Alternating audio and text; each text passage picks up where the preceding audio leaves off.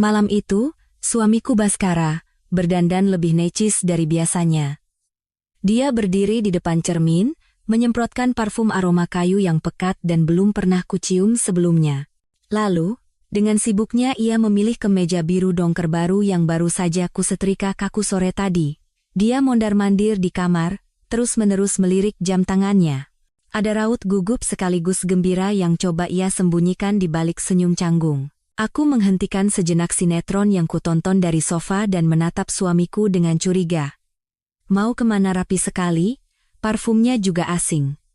Sepertinya baru pertama kali pakai, ya? Mendengar kata-kataku, suamiku tersentak dan bergegas berbalik. Senyum di bibirnya menjadi semakin canggung. Oh, ini reuni teman-teman kuliah. Teman-teman dekat sekali, sih.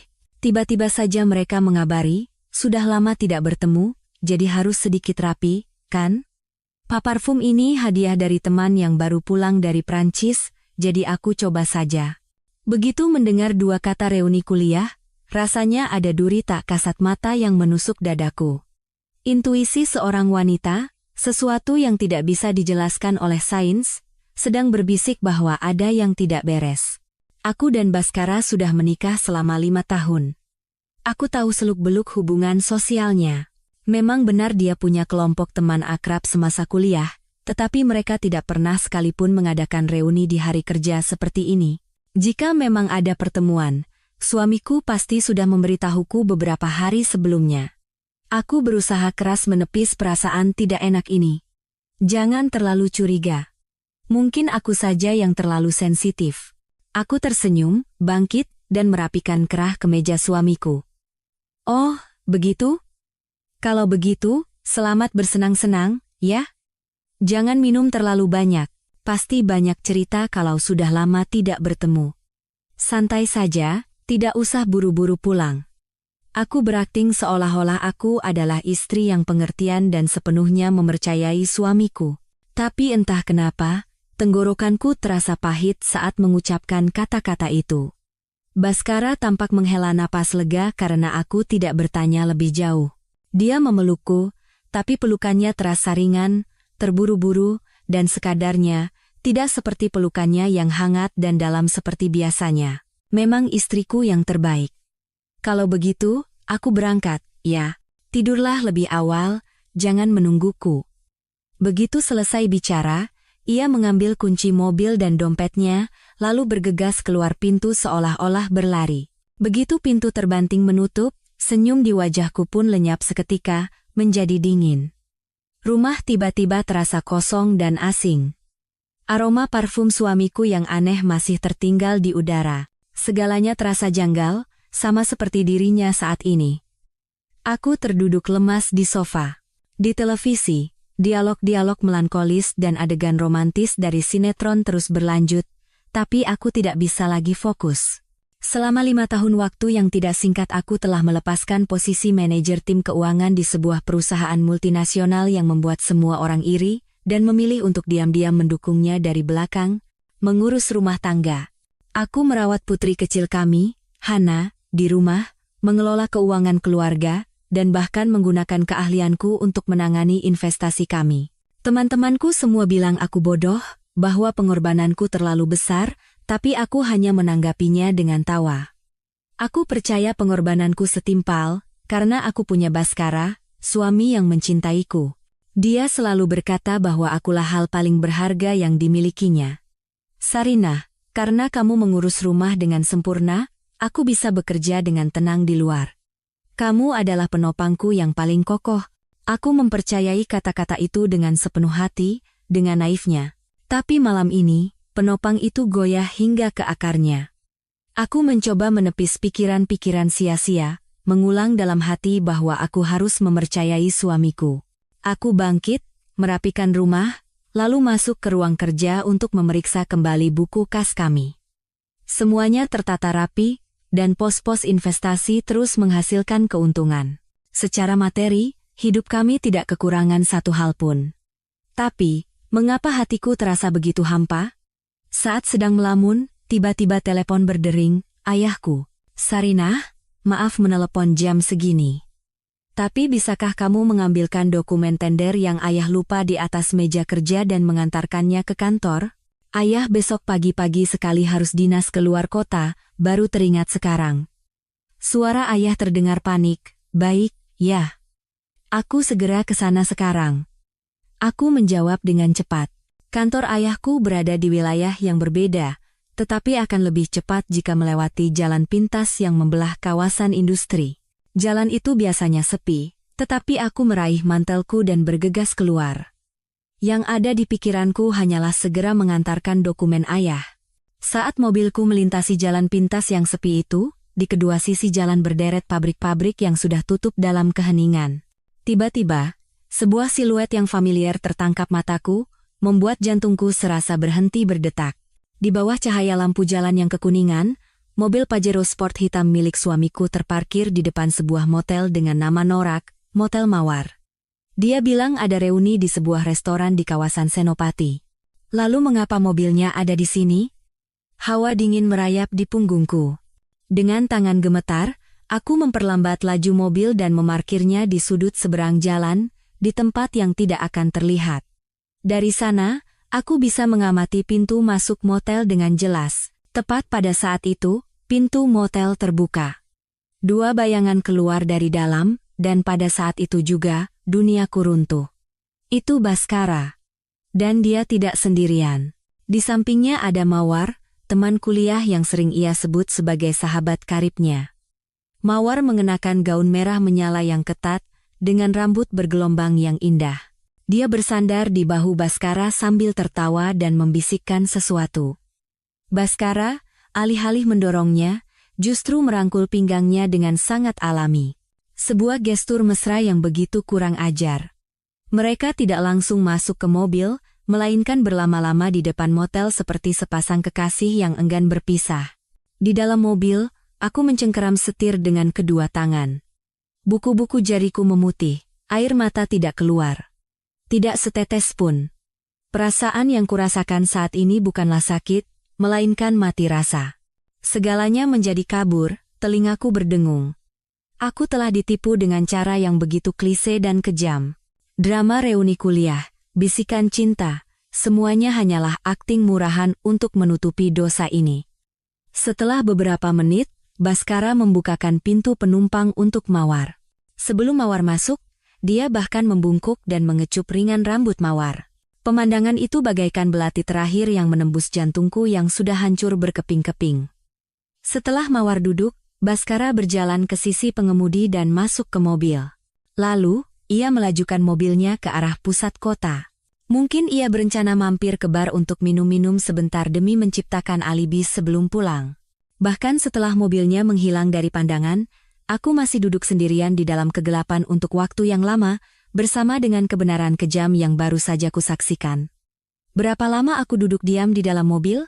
Rasa sakit awal telah berlalu, digantikan oleh ketenangan yang mengerikan. 5 tahun cinta, pengorbananku, semuanya menjadi komedi yang menggelikan dalam sekejap. Aku hanyalah boneka bodoh yang dimainkan dalam drama yang disutradarai oleh suamiku sendiri. Permainan ini, kaulah yang memulai. Baiklah, akan kuladeni. Tapi mulai sekarang, aturannya aku yang buat. Aku dengan tenang mengeluarkan ponselku. Dari daftar kontak, aku mencari nama yang sudah lama kusimpan tetapi belum pernah kuhubungi, Sentanu. Suami Mawar. Nomornya tidak sengaja kulihat di daftar tamu pernikahan seorang teman bersama kami. Aku menarik napas dalam-dalam. Dengan jari-jari yang dingin dan kaku, aku mengetik pesan singkat tanpa emosi. Pak Sentanu, suami saya Baskara dan istri Anda sepertinya sedang mengadakan reuni di Motel Mawar, kamar 201. Aku tidak yakin apakah mereka benar-benar berada di kamar 201. Aku hanya mengetik angka acak. Tapi aku tahu, percikan api sekecil ini sudah cukup. Setelah mengirim pesan, aku tidak menunggu balasan. Aku menyalakan mesin mobil dan memutar balik, menjauh dari jalan menuju kantor ayahku. Dokumen itu tidak lagi penting. Malam ini, ada hal-hal yang jauh lebih penting untuk diselesaikan. Dengan hati yang anehnya tenang, aku mengemudikan mobil menuju rumah. Badai di hatiku telah reda, menyisakan langit yang tenang, namun penuh dengan awan gelap dan kilat. Baskara, drama yang kau buat sudah waktunya untuk ditutup. Aku mengemudi pulang seperti orang yang kehilangan akal. Namun, berbeda dengan penampilanku, pikiranku justru lebih jernih dan rasional dari sebelumnya. Lampu-lampu jalan di sepanjang jalan pulang yang familiar, setiap garis di jalan raya, semuanya tampak anehnya jelas. Di tempat yang ditinggalkan oleh keterkejutan awal, yang tersisa bukanlah air mata atau keputusasaan, melainkan keheningan yang menakutkan, seperti danau yang tenang sebelum badai besar datang. Aku merasakan badai akan segera datang dalam diriku, dan badai itu akan menyapu bersih semua kebohongan dan pengkhianatan yang harus kutanggung. Aku tiba di rumah dan membuka pintu dengan pelan. Rumah itu sunyi dan gelap. Baskara belum kembali. Bagus. Aku punya lebih banyak waktu untuk mempersiapkan dramaku sendiri. Aku langsung masuk ke kamar tidur, melepaskan mantel yang terasa dingin oleh angin malam, dan duduk di depan meja rias. Wanita di cermin tampak sedikit lelah, tetapi tidak ada setetes pun air mata. Wajahnya masih anggun, tetapi di matanya ada tekad dingin yang bahkan aku sendiri baru pertama kali melihatnya. Sarinah, jangan menangis, jangan jadi lemah. Kalau kamu hancur sekarang, kamu kalah. Kalah telak. Kamu tidak boleh kalah. Demi dirimu sendiri, dan demi putrimu. Saat itu, ponsel yang kuletakkan di atas meja rias bergetar hebat. Nomor tidak dikenal. Jantungku berdebar kencang. Aku bisa menebak siapa itu. Aku menarik napas dalam-dalam, berusaha menjaga ketenangan agar suaraku tidak bergetar. Lalu aku menjawab telepon. Halo? Hening selama beberapa detik di seberang sana. Hanya terdengar suara napas yang kasar dan terengah-engah. Akhirnya, suara seorang pria yang rendah dan serak karena menahan amarah terdengar. Apakah ini Anda? Orang yang mengirim saya pesan? Aku tidak langsung menjawab. Aku ingin memastikan. Maaf, ini dengan siapa? Sentanu, suami Mawar. Suaranya terdengar seperti tercekik. Nama itu, konfirmasi itu, bagaikan tembakan pistol penanda dimulainya perlombaan. Perang yang tidak bisa lagi ditarik kembali telah dimulai. Ya, ini saya. Suaraku setinggi Ines. Apakah yang Anda katakan itu benar? Tanyanya, seolah berusaha berpegang pada harapan samar, seolah tidak ingin mempercayai kebenaran yang kejam. Penjelasan panjang tidak perlu. B1234XYZ, Pajero Sport hitam. Itu mobil suami saya, kan? Sekitar 30 menit yang lalu, mobil itu meninggalkan motel Mawar bersama istri Anda. Kurasa itu sudah cukup. Keheningan kembali menyelimuti seberang telepon. Aku bisa mendengar dia menarik napas dalam-dalam, suara dadanya yang naik turun seolah menahan amarah yang akan meledak. Alih-alih merasa puas, aku merasakan rasa solidaritas yang aneh. Dia juga, sama sepertiku, telah ditusuk dari belakang oleh orang yang paling ia percayai. Apa rencanamu? Sentanu akhirnya angkat bicara. Suaranya sedikit lebih tenang, tetapi di balik ketenangan itu tersimpan bahaya yang menakutkan. Aku belum tahu. Tapi yang pasti, aku tidak akan membuat keributan sekarang dan memberi mereka kesempatan untuk berkelit dan membuat kita terlihat seperti pasangan pencemburu yang posesif. Aku mengerti, katanya tegas. Besok jam 9 pagi, kita bertemu di kafe ruang di sudut jalan X. Kita perlu bicara langsung, dia membuat keputusan tanpa meminta pendapatku. Dan aku tahu, orang ini adalah sekutu yang kubutuhkan. Baik, sampai bertemu besok. Aku menjawab singkat dan menutup telepon. Meskipun percakapan itu singkat, sebuah aliansi tanpa kata telah terbentuk. Kami tidak saling mengenal, tetapi kami berbagi musuh yang sama dan rasa sakit yang sama. Dan aku tahu, ketika dua rasa sakit disatukan, itu akan menjadi kekuatan yang cukup dahsyat untuk membakar segalanya. Aku meletakkan ponsel dan masuk ke kamar mandi untuk mengisi bak dengan air panas. Aku harus membersihkan kotoran hari ini. Aku harus mempersiapkan mental baja untuk menghadapi Baskara. Sari, belum tidur?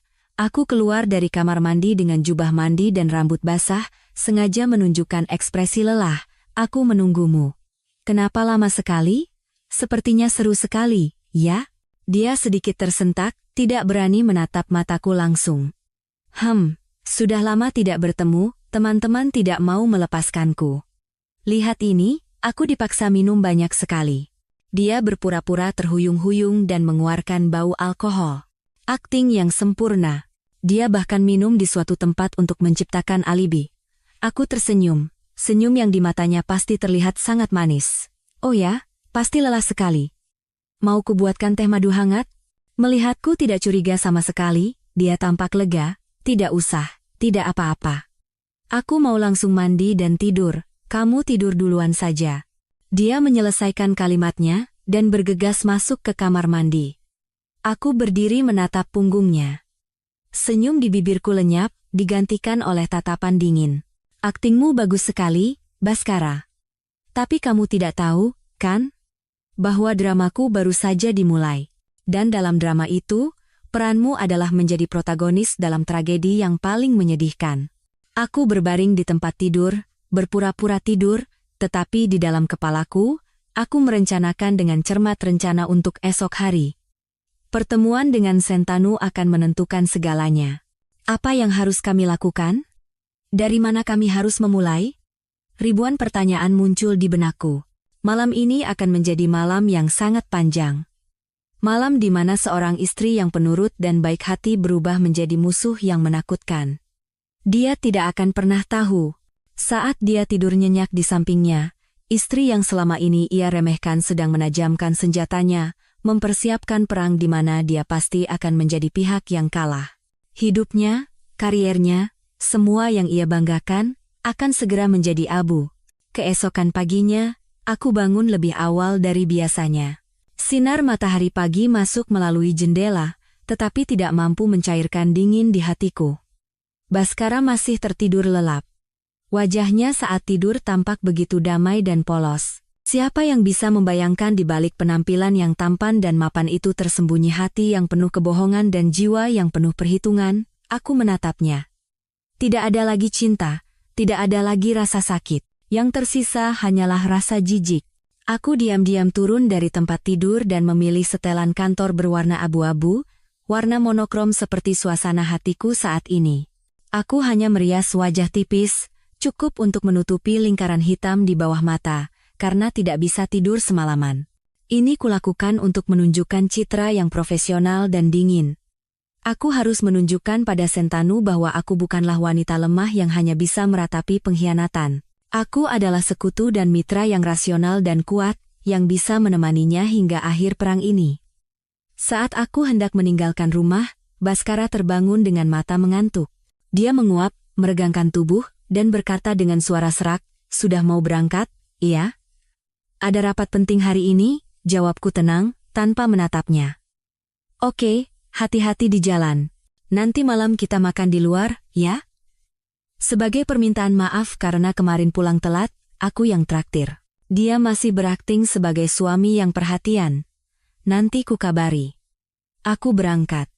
Aku berbalik dengan tegas, tidak memberinya kesempatan untuk bicara lebih banyak. Tepat pukul 9 pagi, aku tiba di kafe ruang, tempat kami berjanji bertemu. Kafe itu kecil, sunyi, dan nyaman dengan dekorasi bernuansa klasik. Aku memilih meja di sudut paling dalam yang memungkinkan aku melihat seluruh ruangan. Beberapa menit kemudian, seorang pria jangkung dengan kemeja putih bersih masuk. Kulitnya sedikit sawo matang, dengan wajah tegas yang membuatnya tampak kuat dan penuh tekad. Ada jejak kelelahan di matanya yang dalam, tetapi pada saat yang sama, tatapannya tajam. Dia mengamati seisi kafe sekali, lalu berjalan lurus ke mejaku. "Selamat pagi.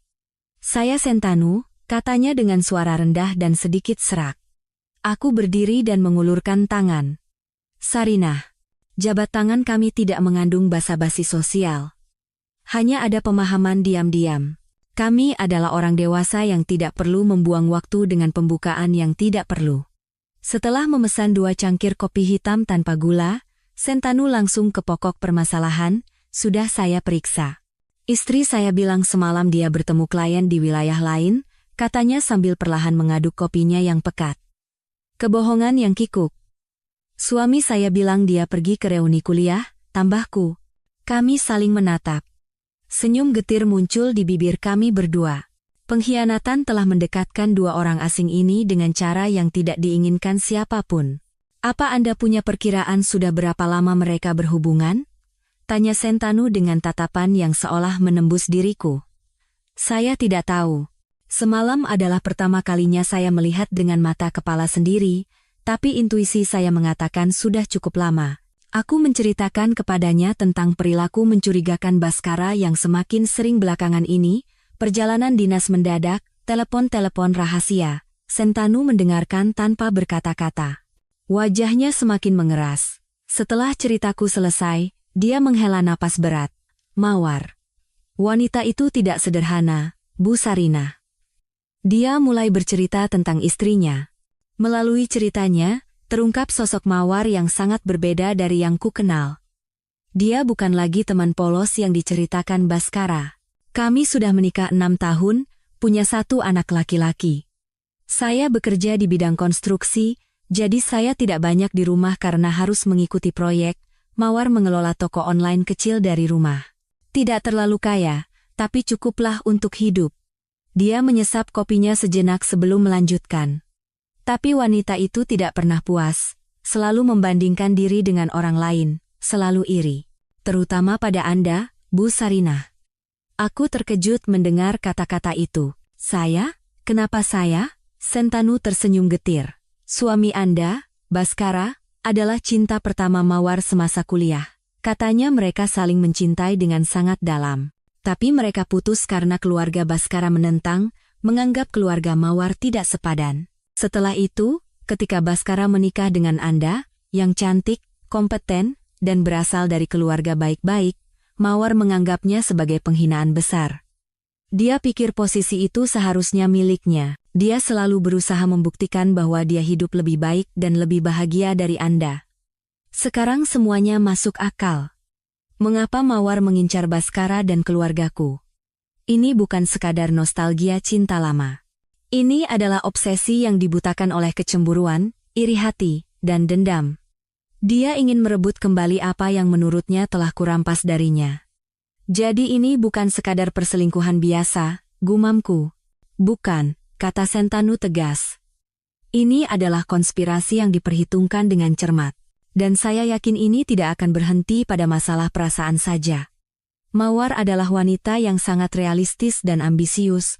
Dia tidak akan pernah melakukan sesuatu yang tidak menguntungkan baginya. Saya curiga ada transaksi uang yang mencurigakan di antara mereka. Kata-katanya bagaikan kilat yang menyambar di kepalaku. Benar, uang. Uang yang diambil Baskara dengan alasan berinvestasi pada temannya, permintaan bantuannya kepadaku, karena perusahaannya sedang sulit. Apakah semua itu ada hubungannya dengan Mawar? Punggungku terasa dingin. Aku mungkin tidak hanya ditipu secara emosional, tetapi juga secara finansial. Lalu apa yang harus kita lakukan sekarang? Tanyaku dengan perasaan sedikit putus asa.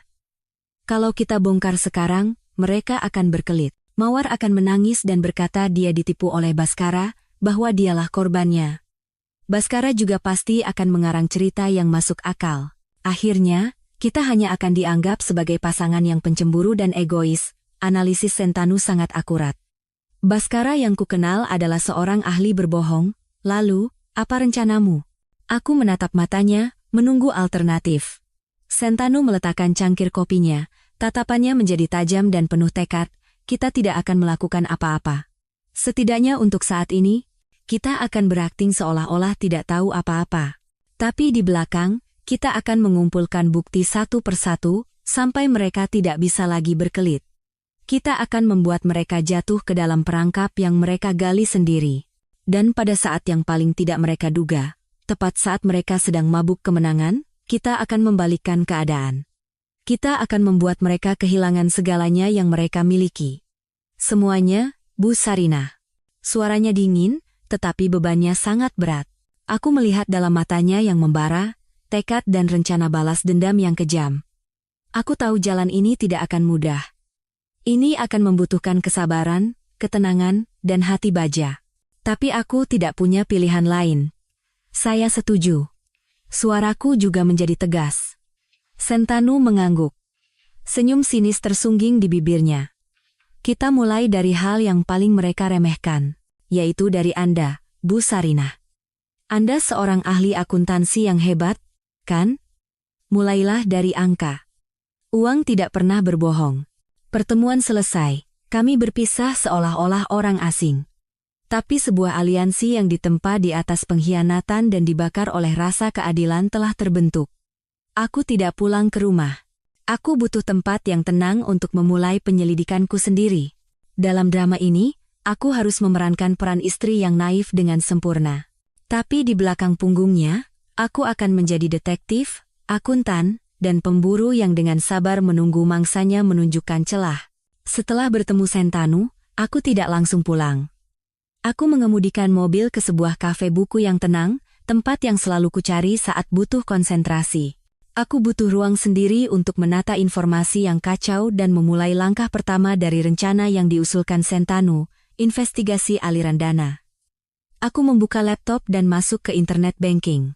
Aku memiliki akses ke rekening gaji Baskara, rekening tabungan bersama kami, dan semua akun investasi. Selama 5 tahun terakhir, sebagai seorang profesional akuntansi, aku telah mengelola semua keuangan keluarga. Baskara menyerahkan semua penghasilannya kepadaku, kecuali uang saku pribadinya. Dia sering membual kepada teman-temannya bahwa istrinya adalah pemegang kunci emas, bahwa uang akan bertambah jika diserahkan kepada istrinya. Dia mempercayaiku, mempercayai kemampuanku, tapi kepercayaan itu bukan berasal dari cinta, melainkan dari perhitungan. Dia tahu akulah yang paling efisien dalam melipat gandakan asetnya. Dan justru karena kepercayaan itulah, dia lengah dan tanpa sadar meninggalkan begitu banyak jejak. Aku mulai memeriksa rekening gaji Baskara. Semuanya tampak normal. Pengeluaran rutin seperti biaya perawatan mobil, makan siang, biaya kopi dengan teman-teman.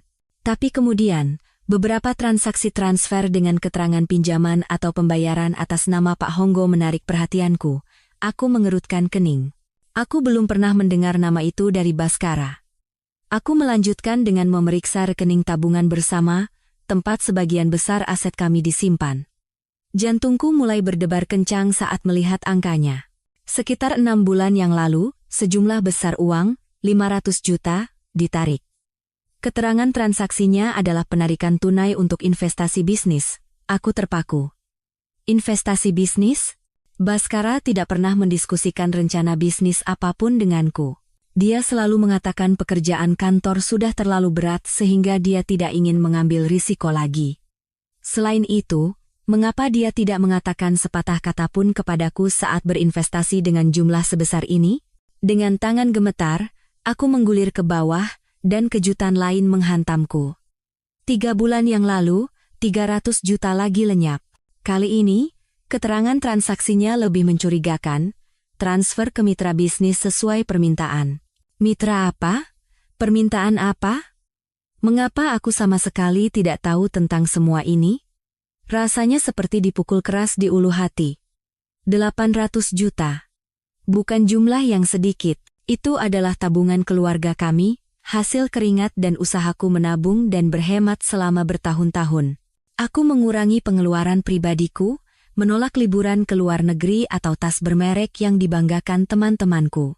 Semua itu demi masa depan Hana, demi keluarga yang kokoh. Dan sekarang, sebagian besar uang itu telah ia ambil diam-diam tanpa penjelasan apapun, kemarahan dan rasa dikhianati membuatku sesak napas.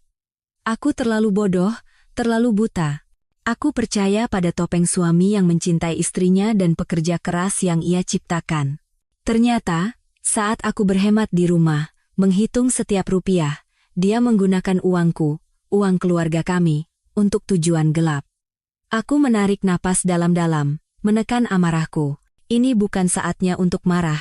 Amarah akan mengaburkan penilaianku. Aku harus mencari tahu kemana perginya uang itu. Aku segera menelepon Sentanu. Pak Sentanu, sepertinya saya menemukan sesuatu. Aku menceritakan tentang uang yang hilang dan nama asing, Pak Honggo. Sentanu terdiam sejenak di seberang telepon. Aku bisa mendengar suara ketikan keyboard. Pak Honggo. Sebentar, saya cek. Beberapa menit kemudian, suara Sentanu terdengar tegas. Dugaan saya benar. Pak Honggo adalah seorang broker di lingkungan ini yang spesialisasinya pemalsuan dokumen dan pencucian uang. Dia beroperasi dengan kedok sebuah bengkel mobil. Suami Anda mengiriminya uang, dia mengambil komisi 10% dan mengembalikannya dalam bentuk tunai. Cara kerja yang klasik. Setiap kata dari Sentanu bagaikan palu yang menghantam kepalaku. Pencucian uang. Suamiku, seorang manajer keuangan yang terhormat, terlibat dalam kegiatan ilegal seperti itu? Meskipun tidak pasti, ini pasti ada hubungannya dengan Mawar. Wanita itu menjalankan startup kosmetik, dan setahu saya, kinerjanya sangat buruk. Tapi anehnya, baru-baru ini dia tiba-tiba punya banyak uang untuk beriklan besar-besaran, bahkan menyewa selebgram untuk promosi. Ketika saya tanya, dia hanya bilang mendapat investasi dari seorang angel investor anonim. Angel investor anonim? Aku tersenyum pahit. Ternyata malaikat itu adalah suamiku sendiri, dan modalnya berasal dari rekening tabungan keluargaku. Semuanya menjadi jelas. Ini bukan sekadar perselingkuhan. Ini adalah konspirasi terencana untuk menggelapkan hartaku. Baskara bersekongkol dengan Mawar, menginvestasikan uangku di perusahaannya. Mereka sedang membangun kerajaan mereka sendiri, masa depan mereka sendiri, dengan uang hasil jerih payahku. Bu Sarinah, Anda baik-baik saja? Suara Sentanu membawaku kembali ke kenyataan. Saya baik-baik saja, jawabku dengan suara yang beberapa kali lipat lebih dingin. Terima kasih, Pak Sentanu. Sekarang saya tahu apa yang harus saya lakukan. Aku menutup telepon tanpa menunggu jawabannya. Aku membuka file Excel baru, dan mulai membuat tabel terperinci. Aku mencatat setiap transaksi mencurigakan, jumlah uang yang hilang, dan kebohongan-kebohongan Baskara satu persatu. Setiap huruf yang kuketik bagaikan belati yang mengukir luka di hatiku, tetapi pada saat yang sama, menjadi bukti dalam surat dakwaan yang diam-diam kusiapkan untuknya. Malam itu, ketika Baskara pulang, aku masih menyambutnya dengan senyuman dan menyiapkan makan malam yang hangat. Tapi hatiku sudah benar-benar berbeda. Ketika dia duduk di meja makan dan mulai bercerita tentang hari yang berat di kantor dan kontrak yang rumit, aku hanya mendengarkan dalam diam. Aku menatapnya, mencoba mencari jejak pria yang pernah kucintai. Tapi yang kulihat hanyalah seorang pembohong, seorang aktor jenius. Kenapa? Kok kelihatan banyak pikiran hari ini? Tanya Baskara sambil menyisihkan duri ikan untukku.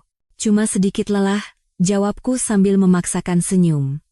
Oh ya, Mas. Akhir-akhir ini, apa tidak ada proyek investasi yang bagus di kantor? Pasar saham juga sepertinya bagus. Bagaimana kalau kita ambil sedikit tabungan kita untuk investasi? Sarinah, investasi itu berisiko. Biarkan saja tabungan itu aman. Kita butuh banyak uang untuk membesarkan Hana. Khawatir tentang Hana? Atau khawatir tentang perusahaan selingkuhanmu? Pikirku dalam hati. Makan malam berakhir dalam suasana yang menyesakkan. Dia tidak akan pernah tahu bahwa istri yang duduk di seberangnya, yang ia anggap sebagai domba penurut, mengetahui semua rahasia kotornya. Dia tidak akan pernah tahu bahwa setiap suap nasi yang ia telan, setiap kebohongan yang ia ucapkan, semakin mendorongnya ke tepi jurang. Tapi untuk apa mereka menggunakan uang itu? Perjalanan mewah, barang-barang mahal, atau adakah rencana yang lebih besar dan lebih gelap yang bahkan tidak bisa kubayangkan? Pertanyaan itu menghantuiku selama berhari-hari. 800 juta. Uang yang bisa digunakan untuk membeli sebidang tanah kecil di luar kota atau memulai bisnis skala kecil. Baskara dan Mawar pasti tidak hanya menggunakan uang itu untuk bersenang-senang. Pasti ada konspirasi yang lebih besar di baliknya. Atas rekomendasi Sentanu, aku mendatangi sebuah kantor detektif swasta yang terkenal kompeten dan menjaga kerahasiaan. Pria parubaya yang kutemui, yang memperkenalkan diri sebagai Pak Naga, memiliki kesan pendiam tetapi tatapannya sangat tajam. Setelah mendengar permintaanku, dia hanya mengangguk tanpa bertanya hal-hal pribadi. Target mana? Untuk berapa lama? Dan informasi apa yang perlu dikumpulkan? Tanyanya dengan sikap profesional. Suami saya, Baskara, dan seorang wanita bernama Mawar. Saya ingin tahu semua jadwal mereka. Siapa yang mereka temui, apa yang mereka lakukan, kemana mereka pergi. Terutama semua kegiatan yang berhubungan dengan uang dan bisnis. Aku menyerahkan data pribadi dan foto Bhaskara serta Mawar kepadanya. Kami akan menugaskan tim pengawas 24 jam. Setiap 3 hari sekali, kami akan mengirimkan laporan terperinci melalui email yang aman, katanya tegas. Selama beberapa hari berikutnya, aku hidup dalam penantian dan kecemasan. Aku masih memerankan peran sebagai istri yang baik dan tidak curiga dengan sempurna. Tetapi setiap kali Bhaskara mengatakan akan bertemu klien atau pergi dinas, jantungku terasa sesak. Kemana dia pergi? Di mana dia bertemu Mawar? Apa yang mereka lakukan di belakangku? Aku berusaha menjaga ketenangan. Aku tahu satu kesalahan kecil dariku saat ini bisa merusak segalanya. 3 hari kemudian, email pertama dari kantor detektif tiba. Aku mengunci pintu kamar dan membuka lampiran dengan jantung berdebar kencang. Di dalamnya ada banyak sekali foto dan laporan terperinci yang dicatat menit per menit. Jantungku serasa berhenti berdetak saat melihat foto-foto pertama, Bhaskara dan Mawar. Mereka tidak hanya bertemu di motel murahan. Mereka makan malam secara terbuka di restoran mewah, berjalan-jalan bergandengan tangan di taman. Bahkan ada foto mereka membawa putriku, Hana, dan putra Mawar, Bima, ke taman bermain bersama. Mereka benar-benar terlihat seperti keluarga yang bahagia. Bhaskara menggendong putra Mawar di pundaknya, dan Mawar menggandeng tangan putriku. Mereka tertawa riang.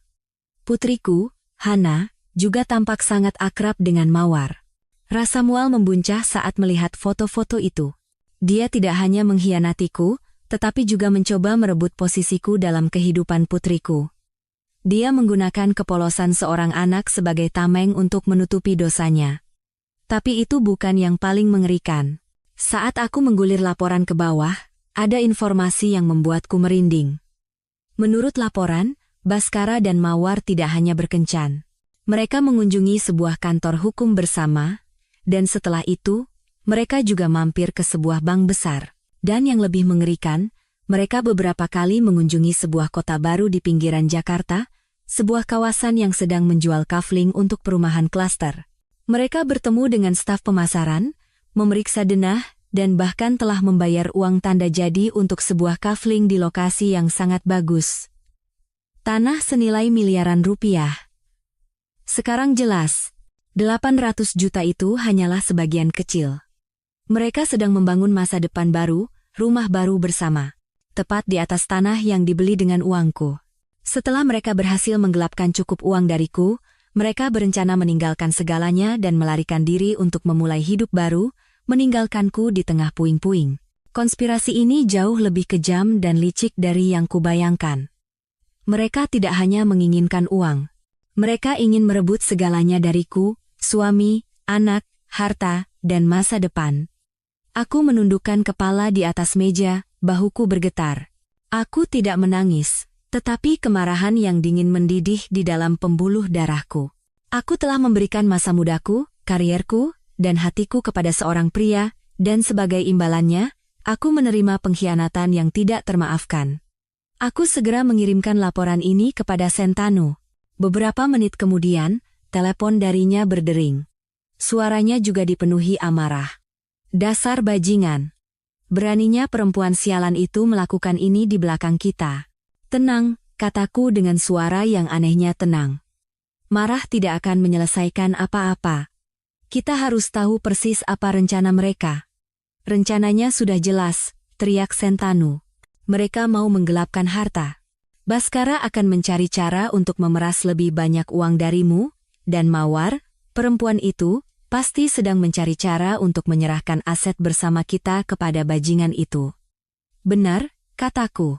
Dan kita harus menghentikannya, tapi bukan dengan cara konfrontasi langsung. Kita harus selangkah lebih maju dari mereka. Aku terdiam, berpikir. Otak akuntanku mulai berputar dengan kecepatan penuh. Pak Sentanu, bisakah Anda mencari tahu atas nama siapa kafling yang mereka pesan itu, dan bagaimana kondisi keuangan startup Mawar yang sebenarnya? Baik, itu biar saya yang urus, jawab Sentanu dengan suara yang sedikit lebih tenang. Aku tahu, kataku dengan senyum dingin. Aku akan memerankan ini dengan sempurna sampai akhir. Dan aku janji, tirai penutupnya akan sangat spektakuler. Selama beberapa hari berikutnya, aku hidup seperti seorang aktris dengan dua wajah. Siang hari, sebagai istri yang manis dan perhatian, aku mengkhawatirkan kesehatan dan pekerjaan Baskara. Aku bahkan dengan sengaja bertanya tentang startup teman baiknya itu saat makan malam, berpura-pura sangat tertarik dan bersedia membantu. Perusahaan Mbak Mawar, kalau butuh bantuan soal keuangan atau akuntansi, bilang saja ya. Apa yang bisa kubantu, akan kubantu. Aku mengatakannya dengan sangat alami. Baskara tampak sedikit terkejut dengan tawaranku, tetapi dengan cepat menyembunyikannya di balik senyuman. Ah, Sarinah. Buat apa kita ikut campur urusan bisnis orang lain, biar dia urus sendiri? Dia menolak, tetapi aku bisa membaca kegelisahan di dalam hatinya, dia takut aku akan mengetahui sesuatu. Semakin aku bersikap naif, semakin dia lengah, dia tidak tahu bahwa setiap kata dan tindakannya berada di bawah pengawasan. Dia tidak tahu bahwa jaring yang aku dan Sentanu tebar semakin menyempit, dan mangsa yang mabuk dengan rencananya sendiri sama sekali tidak menyadari bahwa hari penghakiman semakin dekat. Laporan-laporan berikutnya dari detektif semakin mengukuhkan kecurigaanku. Tirai kebohongan perlahan tersingkap, menampakkan kebenaran yang telanjang dan buruk rupa. Tapi ketika kebenaran terakhir terungkap, akankah aku sanggup menanggungnya? Sementara aku dan Sentanu diam-diam mengumpulkan lebih banyak bukti, sebuah acara penting keluarga suami semakin dekat, acara kumpul keluarga saat Lebaran. Ini adalah acara besar di keluarganya, di mana semua kerabat, bahkan yang tinggal jauh, harus berkumpul di kampung halaman. Dan aku tahu, ini akan menjadi panggung yang sempurna bagi Mawar untuk melanjutkan rencananya dan menyusup lebih jauh ke dalam keluargaku secara lebih terbuka. Aku telah menyelesaikan persiapan mentalku untuk perang tanpa suara ini. Beberapa hari sebelum Lebaran, ibu mertuaku menelepon. Suaranya anehnya terdengar manis. Sarinah, akhir pekan ini kan Lebaran, tahu kan? Selesaikan pekerjaanmu baik-baik dan pulang kampung lebih awal, ya. Oh, dan Baskara juga mengundang temannya, Mawar, untuk datang. Anaknya ramah dan baik, ibu jadi suka sekali. Kamu juga pulang lebih awal, ya, biar bisa bantu-bantu ibu bersama dia. Aku mencibir dalam hati mendengar kata-kata itu. Dulu, setiap kali Baskara membicarakan teman perempuannya, beliau selalu menunjukkan ketidaksukaan. Sekarang, beliau sendiri yang mengundang Mawar ke rumah dan bahkan memujinya. Apakah ibu mertuaku juga seorang aktris dalam drama ini? Ataukah hanya penonton naif yang dibutakan oleh kelicikan Mawar? Apapun itu, aku harus menghadapinya. Baik, Bu, aku akan pulang lebih awal. Aku menjawab dengan suara patuh. Di hari H, aku mengambil cuti sejak pagi dan berangkat sendirian ke rumah mertua di desa. Rumah orang tua suamiku tidak besar, tetapi beberapa tahun lalu kami berdua membantu merenovasinya sehingga tampak cukup layak. Ketika aku tiba, ada beberapa motor asing terparkir di halaman. Suara tawa terdengar dari dapur. Begitu masuk, yang pertama kali kulihat adalah Mawar. Dia ada di sana, mengenakan celemek, dengan cekatan memotong sayuran sambil mengobrol dengan ibu mertuaku. Dia terlihat lebih seperti menantu di rumah ini daripada aku. Ibu mertuaku yang melihatku hanya melirik sekilas, lalu kembali menoleh ke arah Mawar. Lihat itu. Sudah jadi menantu bertahun-tahun, tidak pernah sekalipun datang lebih awal, untuk membantu sepertimu. Mentang-mentang punya penghasilan sendiri, selalu saja sok sibuk. Kata-kata ibu mertuaku bagaikan pisau tak terlihat yang menusukku. Aku, yang lelah bekerja sepanjang minggu dan hanya ingin beristirahat di akhir pekan, tetap berusaha datang lebih awal. Tapi di mata ibu mertuaku, aku tetaplah menantu yang tidak tahu aturan. Mawar menoleh ke arahku dengan senyum yang aku tahu persis adalah kepalsuan. Kak Sari, baru sampai? Pasti capek di jalan, ya? Masuk saja dulu, istirahat. Biar di sini aku dan ibu yang urus, dia berkata dengan suara manis. Dia sengaja memamerkan dirinya sebagai orang yang perhatian dan bijaksana, sambil secara halus menyingkirkanku dari dapur mertuaku. Terima kasih, Mawar. Kalau begitu aku mau salam dulu dengan kakek, ya, jawabku, lalu diam-diam pergi ke ruang tengah tempat foto almarhum kakek mertua dipajang. Aku menyalakan sebatang dupa di depan fotonya. Asap dupa yang mengepul membuat mataku perih. Jika kakek masih hidup, apa yang akan beliau pikirkan melihat cucu menantunya diperlakukan seperti ini? Setelah beberapa saat, aku memutuskan untuk kembali ke dapur. Aku tidak bisa membiarkan Mawar menguasai panggung sendirian. Aku menyingsingkan lengan baju dan mulai membantu. Aku tidak banyak bicara, hanya bekerja dalam diam. Tetapi aku tahu setiap tindakanku sedang dibandingkan dan dinilai. Ibu mertuaku terus-menerus mencari kesalahanku. Sarinah, dagingnya kamu potong terlalu tebal. Lihat cara Mawar memotong, tipis dan rapi begitu, kan bagus. Ini, kuah opornya terlalu asin. Belajarlah dari Mawar.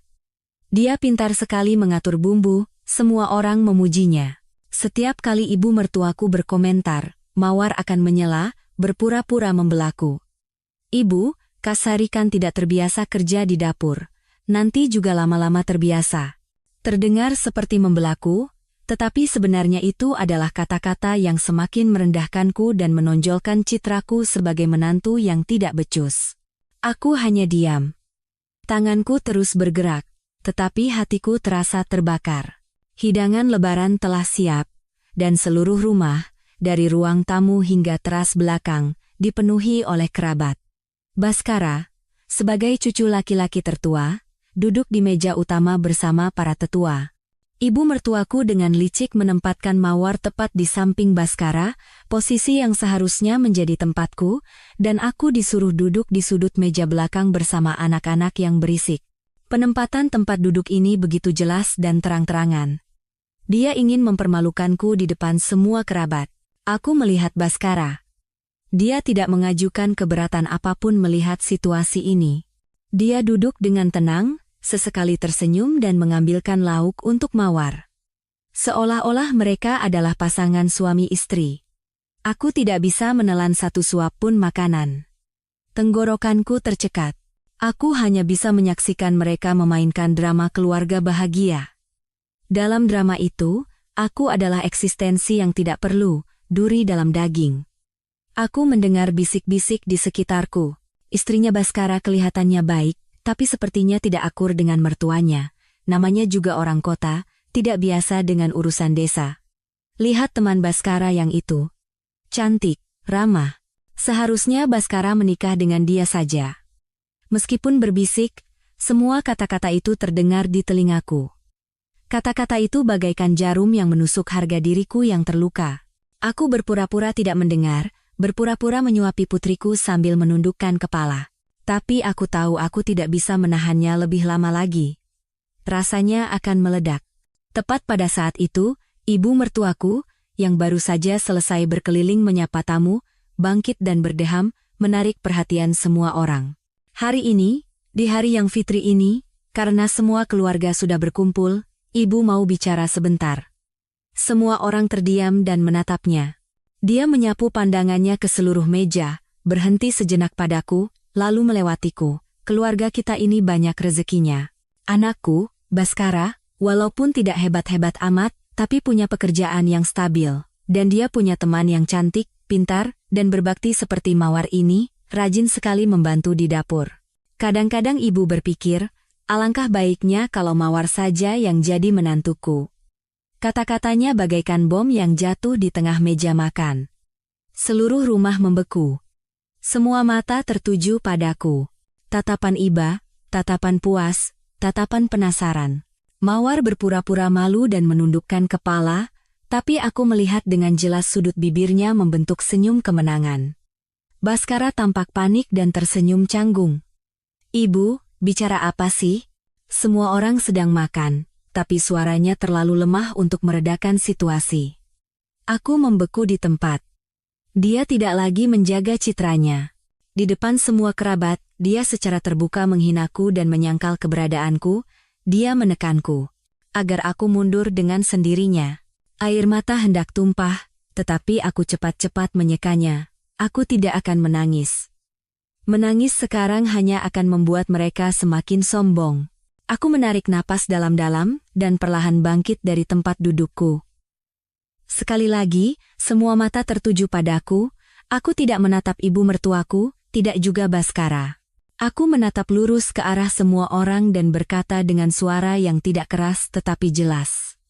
Para sesepuh sekalian, saya ingin mengatakan sesuatu. Keheningan menyelimuti. Mereka menunggu apa yang akan kulakukan. Apakah aku akan menangis, berteriak, dan membuat keributan? Ataukah aku akan pergi dengan perasaan terhina? Tapi reaksiku jelas akan melampaui imajinasi mereka. Seluruh rumah menahan napas. Hanya suara angin yang menyelinap melalui celah pintu yang terdengar. Semua mata yang dipenuhi rasa ingin tahu, kepuasan, dan iba tertuju padaku. Mereka mengharapkan sebuah drama sengit antara mertua dan menantu. Tapi aku tidak akan memberikan apa yang mereka inginkan. Aku dengan tenang mengambil gelas berisi sirup di atas meja. Minuman yang jernih dan manis. Aku berjalan menuju meja utama tempat ibu mertuaku dan Baskara duduk. Raut wajah mereka menunjukkan kepanikan. Mungkin mereka tidak menyangka aku akan setenang ini. Aku menatap lurus ke mata ibu mertuaku, tatapan yang tidak lagi patuh. Lalu aku memindahkan pandanganku ke Baskara dan ke Mawar yang duduk di sebelahnya. Aku masih berbicara dengan sopan, tetapi dengan suara yang tidak bergetar sedikit pun. Ibu, dan para sesepuh yang hadir di sini. Apa yang ibu katakan sangat benar. Ruangan itu kembali dilanda keterkejutan. Ibu mertuaku mengerutkan kening, tidak tahu apa maksudku. Aku tersenyum tipis, senyum yang hanya aku yang tahu kepahitan di baliknya. Mbak Mawar memang orang yang luar biasa. Cantik, pintar, dan ramah, sehingga ibu sangat menyukainya. Saya, yang sudah bertahun-tahun menjadi menantu, masih saja kikuk dan tidak ada apa-apanya dibandingkan Mbak Mawar. Mas Baskara sungguh beruntung punya teman seperti beliau. Aku berbalik ke arah Baskara dan Mawar, mengangkat gelasku. Hari ini, di hadapan semua kerabat, saya juga ingin mengatakan sesuatu dengan tulus. Semoga persahabatan Mas Baskara dan Mbak Mawar abadi, dan semoga kalian berdua segera membuahkan hasil. Aku sengaja menekankan kata hasil sambil menatap mereka tajam. Wajah Baskara memucat. Dia tergagap. Sasari. Kamu bicara apa? Mawar juga tidak bisa lagi mempertahankan sikap malunya yang palsu, wajahnya berubah. Tapi aku tidak memberi mereka kesempatan untuk bereaksi. Aku mengangkat gelasku dan meminum sirup itu dalam sekali teguk. Rasa manis yang pekat terasa di tenggorokanku. Aku meletakkan gelas kosong itu di atas meja dengan suara tak. Maaf, badan saya kurang sehat, jadi saya izin istirahat duluan. Setelah selesai bicara, aku menggendong putriku yang bingung dengan apa yang terjadi, dan dengan tegas masuk ke dalam kamar. Di belakangku, tertinggal keheningan yang mencekam dan tatapan-tatapan kaget yang tidak percaya. Aku tidak membuat keributan, tidak juga menangis. Aku justru menggunakan kata-kata ibu mertuaku untuk membuatnya menjadi bahan tertawaan, mengubah acara lebarannya menjadi panggung komedi tragis. Aku membalas penghinaan yang mereka lemparkan kepadaku dengan cara yang lebih berkelas dan licik. Drama mereka, akhir ceritanya kutulis ulang. Selama beberapa hari setelahnya, suasana di rumah menjadi sangat aneh. Ibu mertuaku tidak lagi berani mengkritikku secara terbuka, tetapi menunjukkan ketidaksukaannya melalui keheningan. Baskara menghindariku. Dia tidak punya keberanian untuk berhadapan denganku setelah kejadian hari itu. Insiden di hari Lebaran telah menjadi keretakan yang tidak dapat diperbaiki, tapi aku tidak peduli. Aku tenggelam dalam kegembiraan dan kekhawatiranku sendiri. Sejak beberapa minggu lalu, kondisi tubuhku terasa aneh.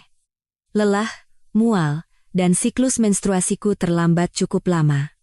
Intuisi seorang wanita memberitahuku sesuatu, tetapi aku tidak bisa memastikannya. Aku diam-diam membeli alat tes kehamilan. Pagi-pagi sekali, saat semua orang masih tertidur, aku dengan cemas menunggu hasilnya di kamar mandi, dan 2 garis yang jelas muncul. Aku hamil. Aku terduduk lemas di lantai kamar mandi yang dingin. Dengan tangan gemetar memegang alat tes, air mataku mengalir tanpa henti. Tapi itu bukan sepenuhnya air mata kebahagiaan. Seharusnya, ini adalah kabar paling membahagiakan di keluarga, menjadi perekat yang bisa menyatukan semua konflik. Tapi dalam situasi ini menjadi beban berat dan ketakutan. Di keluarga seperti apa anak ini akan lahir? Ayah yang selingkuh, nenek yang membenci ibunya, akankah dia bisa dicintai dan bahagia? Aku memutuskan untuk tidak memberitahu siapapun untuk sementara waktu. Aku butuh waktu untuk berpikir, untuk mencari jalan terbaik bagi diriku dan anakku, tapi aku tidak bisa menyembunyikannya lama-lama. Mual di pagi hari semakin parah hingga tidak bisa lagi kututupi. Akhirnya, aku harus memberitahu Baskara. Dia tampak sangat terkejut. Lalu, dia menunjukkan kegembiraan yang canggung. Benarkah? Bagus sekali, Sarina. Dia berkata begitu, tetapi matanya menghindariku. Aku tahu kegembiraannya tidak tulus. Anak ini baginya lebih merupakan masalah daripada kebahagiaan saat ini. Ibu mertuaku juga memberikan reaksi aneh saat mendengar kabar itu. Dia tidak secara terang-terangan senang, tetapi juga tidak bersikap dingin seperti sebelumnya. Dia menjadi anehnya ramah. Dia membuatkanku makanan bergizi dan berpesan agar aku berhati-hati. Kamu istirahat saja. Biar urusan rumah ibu yang kerjakan semua. Kalau mau cucu ibu lahir sehat, kamu harus jaga badan baik-baik. Dia mengusap perutku dengan lembut sambil berkata. Perubahan mendadak ini, alih-alih membuat hatiku hangat, justru memperbesar kegelisahanku. Orang sekejam itu tidak mungkin berubah secepat ini, pasti ada konspirasi di baliknya. Tenang saja. Aku akan urus semuanya. Dia hamil. Kita harus menunggu untuk sementara waktu. Setelah dia melahirkan, baru kita cari cara. Saat itu tiba, perusahaan dan hartanya akan menjadi milik kita. Aku tidak bisa mendengar dengan jelas dengan siapa dia berbicara, tetapi aku yakin itu Mawar. Dan apa yang kudengar mengkonfirmasi ketakutan terburukku. Mereka tidak berniat berhenti. Mereka berencana merebut segalanya setelah aku melahirkan. Anak ini, bagi mereka, bukanlah nyawa yang berharga, melainkan sandera dan alat untuk menjalankan rencana mereka. Mereka akan menyerang saat aku melahirkan dan berada dalam kondisi paling lemah. Hawa dingin merayap di punggungku. Kejahatan mereka telah melampaui batas kemanusiaan. Aku memeluk perutku. Rasa sakit yang luar biasa menyiksa jiwaku. Aku berharap anak ini akan menjadi keajaiban yang menyadarkan nurani mereka. Tapi tidak. Justru, itu semakin memperjelas keserakahan dan kekejaman mereka. Tapi kemudian, sebuah ide lain muncul di benakku. Jika mereka ingin berakting, mengapa aku tidak ikut berakting juga? Aku akan memerankan peran sebagai istri dan menantu yang bahagia dengan perhatian dan perawatan mereka. Aku akan membiarkan mereka tenggelam dalam kepuasan bahwa rencana mereka berjalan dengan sempurna. Dan selama itu, aku akan diam-diam mempersiapkan serangan balasan terakhir. Aku tidak hanya akan melindungi diriku dan anakku, tetapi juga akan membuat mereka membayar semua perbuatan mereka.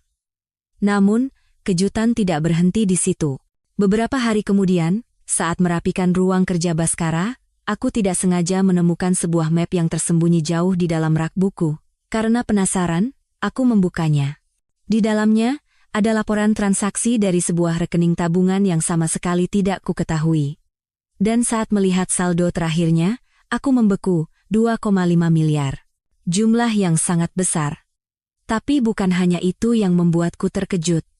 Yang membuatku tidak bisa berdiri adalah nama pemilik rekening itu. Baskara.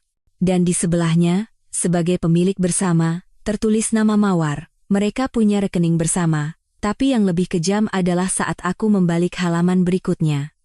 Ada surat kuasa. Sebuah surat kuasa di mana Baskara memberikan izin kepada Mawar untuk dengan bebas menarik uang dari rekening tabungan yang telah kutabung untuk putriku, Hana. Uang yang kukumpulkan sedikit demi sedikit dari gajiku dan hasil investasi kecil. Dia telah mencuri masa depan putrinya sendiri demi selingkuhannya. Rasa sakit ini lebih dari sekadar ditusuk pisau. Rasanya seperti ribuan jarum merobek jantungku, membuatku tidak bisa bernapas. Aku terduduk di lantai, memegang surat kuasa yang dingin itu. Selembar kertas tipis itu terasa seberat ribuan ton, meruntuhkan seluruh duniaku sekali lagi. Darah di tubuhku seolah membeku. Tabungan untuk Hana. Itu bukan sekadar uang. Itu adalah masa depan, cinta, dan segala sesuatu yang telah kubangun untuk putri kecilku. Aku membayangkan putriku tumbuh besar, menggunakan uang itu untuk belajar di luar negeri, untuk mewujudkan mimpinya. Dan sekarang, semua itu telah dirampas dengan kejam oleh tangan ayahnya sendiri, dan dipersembahkan kepada wanita lain. Air mata mengalir tanpa henti, tetapi tidak ada isakan. Aku bahkan tidak punya tenaga untuk menangis lagi. Rasa sakit itu telah berubah menjadi kebencian yang murni dan menusuk hingga ke tulang. Pikiranku bahwa aku bisa bertahan dengan ikut berakting bersama mereka adalah sebuah ilusi. Aku tidak bisa lagi tinggal sedetik pun di bawah atap yang sama dengan iblis-iblis ini, menghirup udara yang sama. Aku harus pergi. Aku harus segera keluar dari neraka ini. Tapi aku tidak bisa pergi dengan tangan kosong. Aku tidak bisa membiarkan mereka mencapai tujuan mereka dengan mudah. Aku akan mengambil kembali apa yang menjadi milikku, dan aku akan pergi dengan caraku sendiri. Aku dengan hati-hati memotret semua dokumen di dalam map itu. Laporan rekening bersama Baskara dan Mawar, surat kuasa, dan kontrak investasi mencurigakan lainnya. Setiap foto adalah bukti yang tak terbantahkan atas kejahatan mereka. Setelah selesai, aku mengembalikan semuanya ke tempat semula. Ini akan menjadi senjata pamungkasku, dan aku mulai berakting. Aku memerankan dengan sempurna peran sebagai istri yang lemah dan butuh perawatan karena kehamilan. Aku berpura-pura tidak lagi tertarik pada masalah uang dan menyerahkan segalanya kepada Baskara. Aku bilang aku terlalu lelah karena kehamilan untuk mengurus keuangan, jadi aku memintanya untuk mengambil alih. Baskara tampak terkejut sejenak, tetapi kemudian tidak bisa menyembunyikan kegembiraannya. Dia pikir aku akhirnya benar-benar mempercayainya, bahwa mangsa telah sepenuhnya masuk ke dalam perangkap. Dia tidak pernah bermimpi bahwa aku sengaja menyerahkan kendali untuk memberinya kesempatan mengumpulkan lebih banyak bukti. Ibu mertuaku juga sangat puas dengan perubahanku, dia merawatku dengan lebih ramah. Dia membuatkan makanan-makanan yang menurutnya baik untuk kesehatan. Tapi aku tahu perhitungan dingin di balik perhatian itu. Dia hanya merawat benih keluarganya, cucu laki-laki yang sangat ia dambakan. Suatu kali, aku berkata kepadanya dengan nada manja, "Bu, hamil ini capek sekali, jadi aku tidak punya tenaga untuk mengurus rumah atau masalah uang. Bagaimana kalau ibu saja yang pegang kartu dan buku tabunganku? Kalau ada yang perlu dibeli untuk rumah, pakai saja." Mendengar itu, mata ibu mertuaku berbinar, tetapi dia berpura-pura menolak. "Aduh, kamu saja yang pegang. Orang tua ini mau pakai uang untuk apa?" Tapi setelah beberapa kali bujukan, dia dengan senang hati menerimanya. Aku melihatnya memegang kartuku tanpa merasa sedikit pun kehilangan. Aku tahu setiap rupiah yang dia belanjakan dengan kartu itu akan tercatat, dan akan menambah satu baris lagi dalam daftar kejahatannya. Dan suatu sore, saat aku berpura-pura tertidur di kamar, aku mendengar apa yang telah kutunggu-tunggu. Ibu mertuaku, yang mengira aku tidur lelap, pergi ke balkon untuk menelepon. Dia berbicara dengan nada berbisik kepada seseorang, tetapi suaranya penuh dengan kemenangan. Lawan bicaranya tidak lain adalah Mawar. "Mawar, tenang saja. Semuanya berjalan sesuai rencana," katanya, tidak bisa menyembunyikan kegembiraannya. Perempuan itu jadi penurut sekali sekarang. Dia percaya padaku sepenuhnya, bahkan menyerahkan semua uangnya. Bodoh sekali, hamil membuatnya jadi tolol. Biarkan saja dia melahirkan dulu. Setelah dia melahirkan anak laki-laki, kita cari cara untuk mengusirnya dengan memberinya sedikit uang pesangon. Baskara tidak akan berani membantahku. Saat itu tiba, kamu bisa dengan bangga masuk ke rumah ini sebagai menantu, sebagai nyonya rumah ini. Suara tawanya yang melengking bergema, mengerikan hingga membuatku merinding. Malam itu, aku mengatakan kepada Baskara bahwa aku ingin menghabiskan beberapa hari di rumah orang tuaku untuk memulihkan diri. Aku mengepalkan tanganku di tempat tidur. Kukuku menancap di telapak tangan. Sekarang semuanya jelas.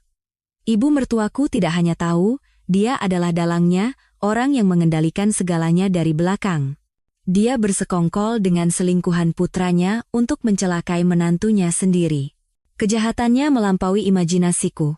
Aku berkata dengan suara lemah, Baskara, yang percaya bahwa aku telah sepenuhnya berada di bawah kendalinya, langsung mengizinkan tanpa sedikit pun curiga. Iya, Pergilah istirahat yang cukup. Jaga badan baik-baik demi anak kita, katanya sambil mengusap perutku dengan lembut. Aku merasakan jijik yang luar biasa pada sentuhan palsu itu. Ibu, aku pamit ya. Beberapa hari lagi aku kembali. Keesokan paginya, Baskara mengantarku ke rumah orang tuaku. Sebelum pergi, aku memeluk ibu mertuaku dan berulang kali mengucapkan terima kasih. Dia juga berakting dengan sangat baik. Dia memegang tanganku dan memberikan berbagai macam pesan. Mereka berdua mengantarku sampai ke depan pintu. Wajah mereka berseri-seri. Senang karena berhasil menyingkirkanku, meskipun hanya untuk sementara. Mereka tidak tahu bahwa ucapan selamat tinggalku ini sebenarnya adalah ucapan perpisahan selamanya. Saat mobil Baskara meninggalkan rumah itu, aku tahu aku tidak akan pernah kembali. Aku resmi bebas. Tidak bisa dipercaya. Mereka lebih jahat dari iblis, geram Sentanu. Pengacara lebih tenang. Ini adalah bukti yang sangat kuat. Kita tidak hanya bisa menuntut mereka atas penipuan dan penggelapan, tetapi juga atas kekerasan mental dan percobaan penculikan anak. Mereka akan membayar harga yang sangat mahal. Beberapa hari kemudian, saat Baskara dan ibu mertuaku masih mabuk dengan rencana mereka, mereka menerima hadiah tak terduga. Surat panggilan dari pengadilan. Bukan satu, melainkan beberapa surat panggilan dariku, dari Sentanu, dan dari mitra bisnis lain yang juga ditipu oleh Baskara. Guncangan ini mungkin akan membuat mereka tidak akan pernah bisa bangkit lagi seumur hidup. Baskara meneleponku seperti orang gila, tetapi yang ia dapatkan hanyalah pesan otomatis, nomor yang Anda tuju sedang tidak aktif, dia tidak punya cara untuk menghubungiku, dia tidak tahu bahwa begitu tiba di rumah orang tuaku, aku langsung mengganti nomorku dan memutuskan semua kontak. Aku ingin mereka merasakan kebingungan, ketakutan, dan ketidakberdayaan yang sama seperti yang kurasakan. Pertarungan hukum secara resmi dimulai, tetapi dengan cara yang sama sekali tidak mereka duga. Mereka bersiap untuk gugatan cerai biasa, untuk pertarungan pembagian harta Gonogini. Tapi mereka tidak pernah bermimpi bahwa lawan mereka bukan hanya aku, tetapi juga Sentanu. Dan di belakang kami ada tim pengacara yang kuat dan tumpukan bukti yang tak terbantahkan. Dan kejutan yang lebih besar menghantam mereka. Pengungkapan keserakahan dan penipuan Mawar sekaligus mengungkap konspirasi penggelapan harta yang lebih licik dan kurang ajar. Kasus ini berawal dari sebuah apartemen mewah yang selalu dibanggakan Baskara, yang ia sebut sebagai rumah masa depan mereka dan hasil investasinya. Suatu pagi, Sentanu menerima pemberitahuan laporan aset rutin dari bank di kantornya, sebagai persiapan untuk proses perceraian dengan Mawar. Saat memeriksa laporan itu, ada satu item yang menarik perhatiannya. Sejumlah besar pembayaran yang dilakukan kepada sebuah perusahaan properti beberapa bulan lalu, jumlah yang persis sama dengan uang muka sebuah apartemen mewah. Masalahnya, uang itu ditarik dari rekening dana perwalian yang ia buat khusus untuk putranya, Bima. Secara teori, hanya dialah yang memiliki akses ke rekening itu. Dia segera menghubungi bank untuk konfirmasi dan menemukan fakta yang mengejutkan. Mawar, dengan suatu cara, telah memalsukan tanda tangannya, membuat surat kuasa, dan menipu petugas bank untuk menggelapkan dana perwalian putranya. Sentanu hampir kehilangan akal sehatnya. Dia tidak pernah menyangka istri yang telah menemaninya seumur hidup bisa sekejam itu, bahkan mencuri uang putranya sendiri. Dia segera mendatangi perusahaan properti itu dan menemukan semua jawabannya di sana. Apartemen itu memang telah dibeli, tetapi di surat perjanjian jual-beli, tidak hanya ada nama Mawar, tetapi juga nama Baskara sebagai pemilik bersama. Semuanya menjadi jelas. Mawar mencuri uang putranya untuk membeli rumah dan diam-diam memasukkan nama selingkuhannya sebagai pemilik bersama. Mereka berencana membangun rumah baru dengan uang hasil jerih payahnya. Amarah Sentanu mencapai puncaknya. Dia tidak bisa lagi menjaga ketenangannya.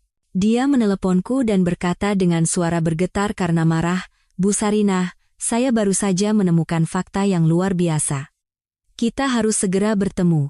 Setelah mendengar semua cerita dari Sentanu, aku juga tidak kalah terkejutnya. Kekurangajaran Baskara dan Mawar melampaui imajinasi. Mereka tidak hanya menipu kami, tetapi juga berkonspirasi untuk merampok seluruh harta kedua keluarga. Kita tidak bisa membiarkan ini, kata Sentanu tegas. Aku tidak hanya akan menceraikannya, tapi juga menuntutnya atas penipuan dan pemalsuan dokumen. Aku akan tunjukkan padanya apa itu neraka.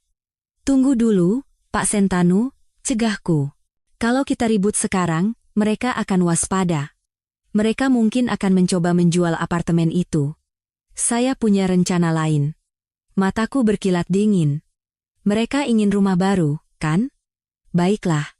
Kita akan adakan pesta syukuran yang tidak akan pernah mereka lupakan seumur hidup. Rencanaku sederhana, tetapi kejam. Kami tidak akan langsung membongkar mereka. Sebaliknya, kami akan membiarkan mereka terus tenggelam dalam ilusi kemenangan. Kami akan membiarkan Baskara dan Mawar mengadakan pesta syukuran yang meriah. Dan tepat di pesta itulah, di depan semua teman, kolega, dan keluarga, kami akan menutup drama mereka. Kami akan mengubah hari bahagia mereka menjadi hari tragedi, kebanggaan mereka menjadi aib yang tak terhapuskan. Sentanu berpikir sejenak, lalu menyetujui rencanaku. Dia mengerti bahwa pukulan yang dilancarkan saat seseorang berada di puncak kesombongan akan memberikan luka yang berkali-kali lipat lebih dalam. Selama beberapa hari berikutnya, kami mulai mempersiapkan drama terakhir. Sentanu, melalui pengacaranya, menyampaikan niatnya untuk menyetujui perceraian secara damai. Dia bahkan mengatakan akan menyerahkan apartemen itu kepada Mawar, menganggapnya sebagai aset untuk putranya. Mawar, yang mengira telah berhasil menipu suaminya dengan sempurna, sangat gembira. Tanpa sedikit pun curiga, dia mulai merencanakan pesta syukuran yang meriah untuk memamerkan kemenangannya. Dia mengundang teman, kolega, dan bahkan mitra bisnis penting yang ia kenal melalui Baskara. Dia ingin menunjukkan kepada seluruh dunia bahwa dia, Mawar, adalah pemenang yang telah merebut cinta, uang, dan status. Aku juga memainkan peranku dalam drama ini. Melalui pengacaraku, aku menyatakan niat untuk berdamai sementara dengan Baskara. Aku memberinya kesempatan terakhir demi anak dalam kandungan, tetapi dengan syarat dia harus membuktikan kesungguhannya. Baskara, yang mengira hatiku telah melunak, dengan gembira menerima tawaran itu. Dia tidak tahu bahwa aku sedang melemparkan jerat, dan dia sedang mencekik lehernya sendiri. Pesta syukuran dijadwalkan pada suatu sore akhir pekan yang cerah. Undangan disebar, dan di antaranya, juga dikirimkan kepadaku dan Sentanu sebagai mantan. Semuanya telah siap. Panggung telah didirikan, dan para aktor utama siap memainkan peran mereka. Sekarang, tinggal menunggu tirai bludru terakhir diturunkan. Beberapa hari menunggu pesta syukuran terasa seperti selamanya. Aku dan Sentanu hanya berkomunikasi melalui pengacara untuk menghindari kecurigaan dan menjaga kerahasiaan. Tapi kami berdua tahu bahwa kami diam-diam sedang menajamkan senjata terakhir kami. Baskara dan Mawar benar-benar tenggelam dalam ilusi kemenangan. Mereka tidak pernah bermimpi bahwa konsesi dariku dan Sentanu adalah perangkap yang dirancang dengan cerdik. Mawar, didorong oleh kemurahan hati suaminya, mencurahkan segalanya untuk persiapan pesta. Dia ingin memamerkan status barunya kepada semua orang yang pernah meremehkannya, terutama aku. Dia menyewa perencana pesta profesional, mendekorasi rumah dengan perabotan impor yang mahal, dan memesan catering dari hotel bintang 5. Daftar tamu juga dipilih dengan cermat. Tidak hanya teman dekat, tetapi juga mitra bisnis penting Baskara dan tokoh-tokoh berpengaruh di dunia bisnis.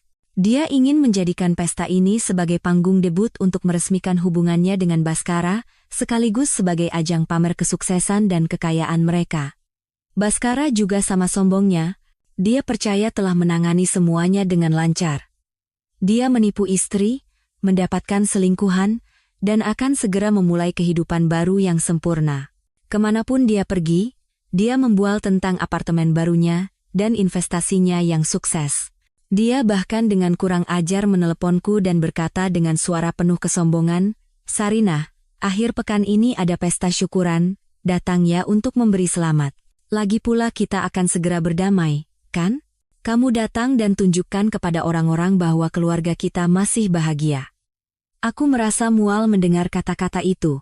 Akankah kebahagiaan yang dibangun di atas kebohongan dan pengkhianatan bertahan lama? Aku menjawab dengan dingin. Lihat nanti, kalau sempat aku datang. Sikap dinginku sama sekali tidak mengganggunya. Dia terlalu percaya diri, terlalu meremehkanku. Dia tidak pernah membayangkan bahwa kehadiranku di pesta itu akan menjadi awal dari kehancurannya. Sementara mereka sibuk dengan kesombongan dan kepalsuan, aku dan Sentanu mempercepat persiapan terakhir. Sentanu, dengan bantuan pengacaranya, telah mengamankan semua bukti tak terbantahkan bahwa Mawar telah memalsukan tanda tangannya untuk menarik uang dari rekening dana perwalian putranya. Dia juga bekerja sama dengan bank dan perusahaan properti untuk mempersiapkan prosedur hukum untuk menyita kembali apartemen itu. Aku juga menyusun semua bukti yang kumiliki secara sistematis. Laporan transaksi bank yang penuh dengan jejak penarikan dana, rekaman telepon ibu mertuaku dan Mawar, foto-foto perselingkuhan Baskara. Tapi aku tahu bukti-bukti kering seperti ini saja tidak cukup. Aku butuh sesuatu yang lebih kuat, sesuatu yang memiliki daya hancur yang lebih besar, yang bisa meruntuhkan mereka dalam sekejap tanpa memberi mereka kesempatan untuk membalas atau berkelit. Dan sebuah ide cemerlang muncul. Aku memutuskan untuk membuat sebuah video, seperti film pendek, yang mengungkap semua kejahatan mereka dari awal hingga akhir. Aku menghubungi seorang teman yang bekerja di industri media dan meminta bantuannya. Kami bekerja sama selama 2 hari 2 malam. Aku memberikan semua materi yang kumiliki. Dan dia menggunakan keahlian profesionalnya untuk merangkai rekaman suara, foto, dan pesan teks menjadi sebuah cerita yang utuh. Lengkap dengan pembukaan, klimaks, dan narasi subtitle yang dingin. Akhirnya, hari pesta tiba. Aku memilih gaun malam berwarna hitam pekat, warna yang misterius dan berwibawa. Aku merias wajah lebih tebal dari biasanya dan memberikan sentuhan akhir dengan lipstik merah. Aku ingin tampil bukan sebagai korban pengkhianatan yang malang, melainkan sebagai seorang ratu yang akan merebut kembali kerajaannya. Aku tidak pergi sendirian. Aku pergi bersama Sentanu. Dia juga mengenakan setelan hitam yang gagah. Kami tampak seperti pasangan yang menghadiri pesta mewah, tidak ada yang bisa menebak tujuan kami datang ke sini. Begitu memasuki lobi apartemen, musik merdu dan suara tawa riuh terdengar. Pesta sedang mencapai puncaknya. Baskara dan Mawar sedang menyambut tamu di pintu masuk. Mawar mengenakan gaun putih mewah yang dihiasi permata berkilauan, tampak seperti seorang putri. Baskara merangkul pinggangnya dengan sentuhan posesif. Mereka tampak sangat serasi dan bahagia. Kebahagiaan yang dibangun di atas air mata dan penderitaan orang lain. Ketika aku dan Sentanu muncul bersama, Baskara dan Mawar membeku. Senyum di wajah mereka mengeras. Baskara buru-buru melepaskan tangannya dari pinggang Mawar dan menghampiriku, tergagap, "Sasarinah, kamu datang. Kenapa bisa bersama Pak Sentanu?" Mawar juga menatap suaminya dengan tatapan penuh curiga dan ketidaksenangan. Aku tersenyum misterius. "Kan kamu yang suruh aku datang. Aku kebetulan bertemu Pak Sentanu di lobi." "Iya, kan, Pak?" Sentanu juga berakting dengan mahir. Dia mengangguk dan mengulurkan tangan untuk berjabat tangan dengan Baskara. "Mas Baskara, selamat ya atas rumah barunya. Bagus sekali." Baskara dan Mawar curiga, tetapi tidak bisa berbuat apa-apa di depan begitu banyak tamu. Mereka memaksakan senyum dan mempersilakan kami masuk. Kami berjalan dengan angkuh melewati tatapan-tatapan penasaran menuju ruang pesta. Aku tahu drama mereka akan segera berakhir. Dan kami, penonton tak diundang ini, yang akan menulis akhir cerita drama itu. Panggung telah disiapkan dengan sempurna. Pencahayaan mewah, musik yang meriah, gelas-gelas anggur yang berlimpah, dan para tamu dengan senyum palsu. Semuanya siap untuk sebuah kejatuhan yang paling spektakuler yang pernah ada. Pesta syukuran itu sangat mewah, mencerminkan kesombongan Mawar. Setiap sudut apartemen dihias dengan mewah, dan para tamu mengenakan pakaian bermerek, saling bersulang dan mengucapkan selamat. Baskara dan Mawar, seperti 2 bintang, bergerak di antara kerumunan, menerima pujian dan tatapan iri. Mereka berada di puncak kepercayaan diri, sama sekali tidak menyadari ada jurang di bawah kaki mereka. Aku dan Sentanu tidak terburu-buru. Kami diam-diam mengamati situasi dari sudut ruangan. Kami harus menunggu saat yang tepat. Saat semua orang telah berkumpul dan mereka sedang paling mabuk kemenangan, aku melihat sekeliling, ada banyak wajah yang kukenal. Mitra bisnis yang memuji Baskara sebagai karyawan yang kompeten dan berorientasi keluarga. dan orang tuaku serta orang tua Sentanu juga ada di sana. Mereka diundang atas rencana kurang ajar Mawar sebagai calon besan. Orang tuaku yang tidak tahu apa-apa hanya mengira ini adalah pesta biasa. Hati terasa sakit melihat wajah gembira mereka. Betapa sedihnya mereka nanti ketika kebenaran terungkap. Tapi aku tidak bisa mundur. Ini harus kulakukan, tidak hanya untuk diriku sendiri, tetapi juga untuk melindungi mereka dari para penipu ini. Ibu mertuaku juga terlihat. Dia mengenakan kebaya yang indah, berkeliling memamerkan betapa pintar dan ramahnya calon menantu barunya. Dia menatapku dengan tatapan kemenangan yang seolah berkata, "Lihat, kan? Akhirnya kamu kalah." Aku membalasnya dengan senyum tipis yang tidak akan pernah ia mengerti, sedikit mengangkat sudut bibirku. "Nikmatilah sepuasnya. Senyum itu juga akan segera berakhir." Waktu berlalu, dan pesta semakin meriah.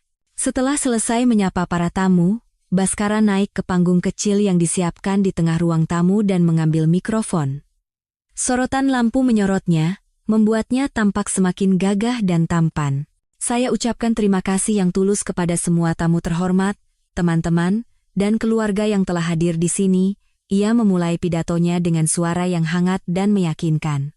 Untuk sampai di hari ini, untuk bisa memiliki rumah ini, ada bantuan dari banyak orang. Terima kasih kepada orang tua yang telah melahirkanku, dan terima kasih kepada para mitra yang telah mempercayaiku.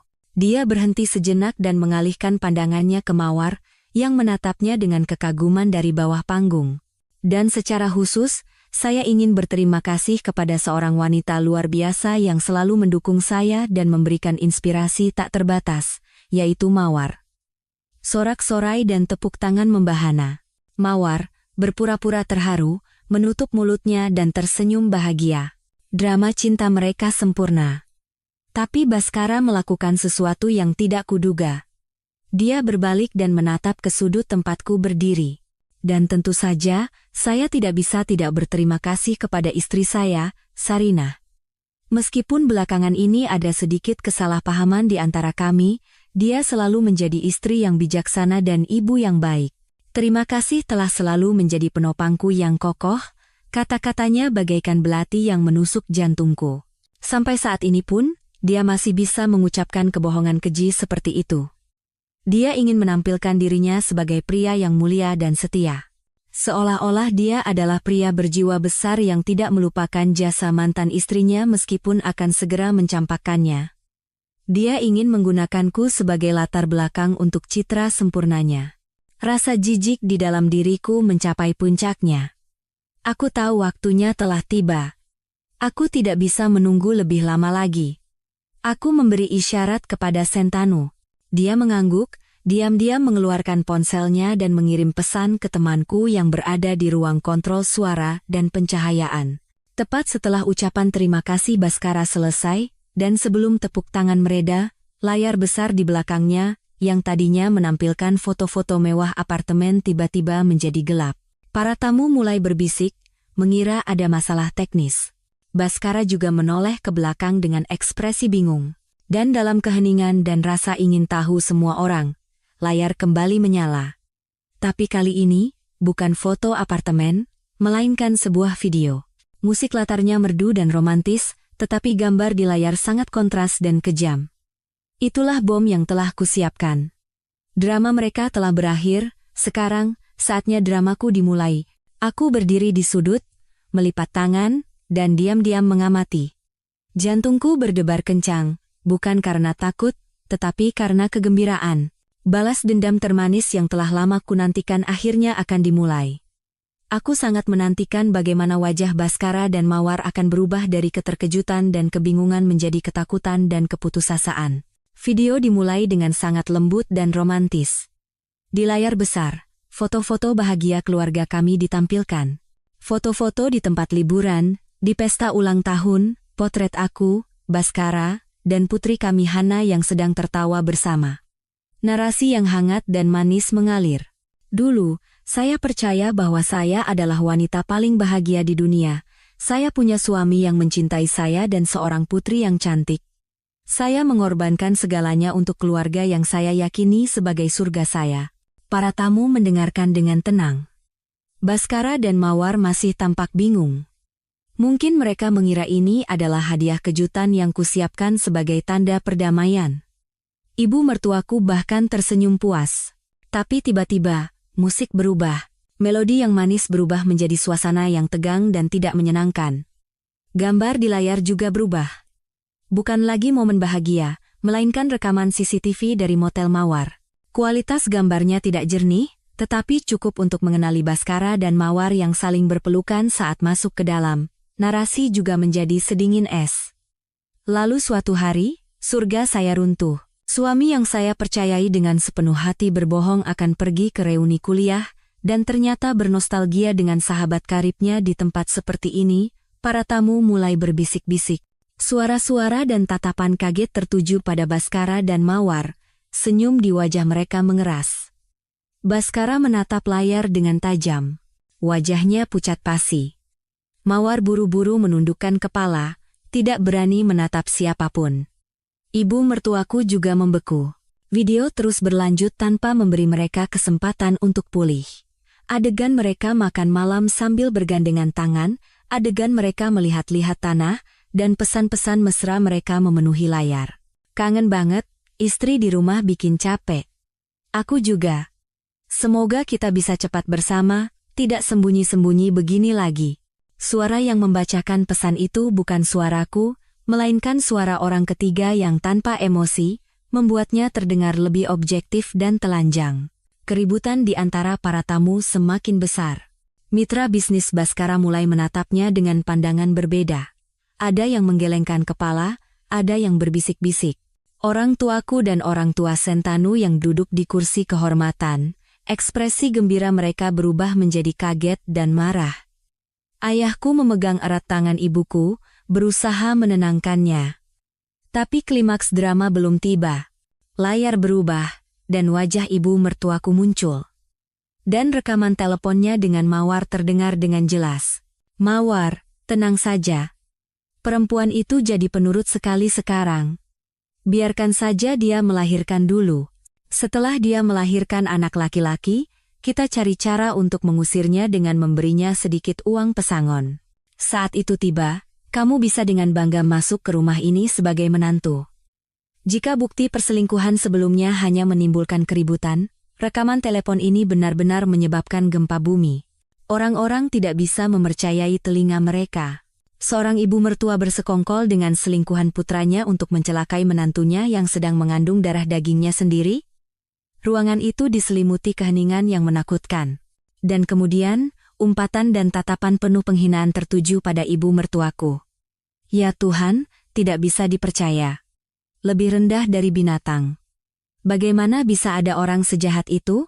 Ibu mertuaku terduduk lemas di kursinya, menutupi wajah dengan kedua tangan dan gemetar. Dia tidak bisa lagi berakting. Wajah aslinya telah terkelupas di depan semua orang. Baskara berdiri di atas panggung seperti patung. Dia menatap ibunya, Mawar, dan layar secara bergantian. Dia tidak bisa mengucapkan sepatah kata pun untuk membela diri. Semuanya terlalu jelas. Dia bukan hanya seorang peselingkuh, tetapi juga anak durhaka yang bersekongkol dalam konspirasi kejam. Mawar juga tidak berbeda. Dia duduk dengan wajah pucat, mulai menangis. Tapi itu bukan air mata penyesalan, melainkan air mata ketakutan dan penghinaan.